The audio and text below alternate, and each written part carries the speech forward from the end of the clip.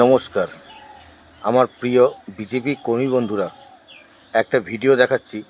আগে ভিডিওটা দেখো, তারপরে আমি কিছু কথা বলছি। ঐতিহাসিক জয় বিজেপির, মানুষ রায় দিয়েছে, কি বলবেন? মানুষ রায় দিয়েছে, সেই রায়টাকে আমরা মেনে নিচ্ছি। আমাদের সবাই, সব কর্মীরাই মেনে নিচ্ছে। এখন জয় জয়কার বিজেপিরই জয় জয়কার, আমাদের মুখেও জয় জয়কার। আপনারা যে তৃণমূলে ছিলেন, কোন রকম হুমকি রেখেছিল আপনাদেরকে? দেখুন, ধমকির ব্যাপারটা নয়, আমরা তো কর্মী। আমরা মানুষ যেদিকে ভোট দিয়েছে, মানুষ যাকে বেছে নিয়েছে, আমরাও তাকে বেছে নিচ্ছি। আমরাও তো পশ্চিমবঙ্গবাসী, আমরা তাকেই বেছে নিচ্ছি। তাহলে তৃণমূল কংগ্রেস মানুষের প্রতি কি অন্যায় করেছিল, এটা আপনি মানছেন?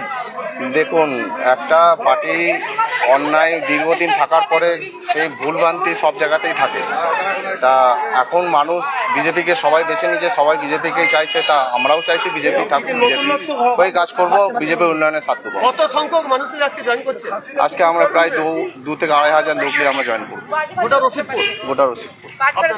আমার নাম শেখ রুবেল। তাহলে গোটা রসিকপুরই গেরুয়া হয়ে গেল এখন গেরুয়া। দেখলেন তো বন্ধুরা, একদিক দিয়ে বিজেপি যেমন ক্ষমতায় এসছে, বুক গর্বে ভরে যাচ্ছে, খুব আনন্দ।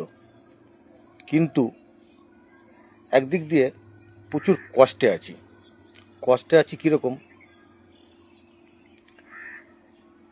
এক সময় যারা আমাদের বাড়ি ভাঙচুর করেছে, আমাদেরকে মারধর করেছে, বাড়ির মা বোনেদের উপর অত্যাচার করেছে, আমাদের দোকান ভাঙচুর করেছে, আমাদের বাড়ি থাকতে দেয়নি, অজস্র কেস দিয়েছে, আমরা বাড়ি থেকে পালিয়ে বেরিয়েছি। আজকে যারা আমাদের উপরে কেস দিয়েছে, যারা আমাদেরকে মেরেছে, তাদেরকে যদি এরকমভাবে দলে নেওয়া হয়, উপরের নেতৃত্ব থেকে আমাদের অর্ডার দেওয়া হয়েছে যে আমরা কোনো পার্টি অফিস ভাঙচুর করব না, কাউকে গায়ে হাত দেব না, কাউকে মারধর করব না। আমরা নতমস্তকে সেটা স্বীকার করে নিয়েছি।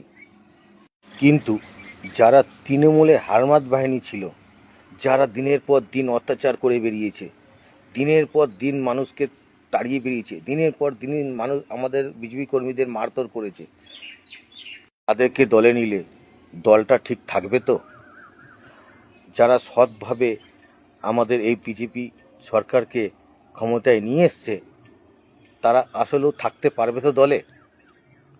এত অত্যাচার সহ্য করেও যখন আমরা এই বিজেপি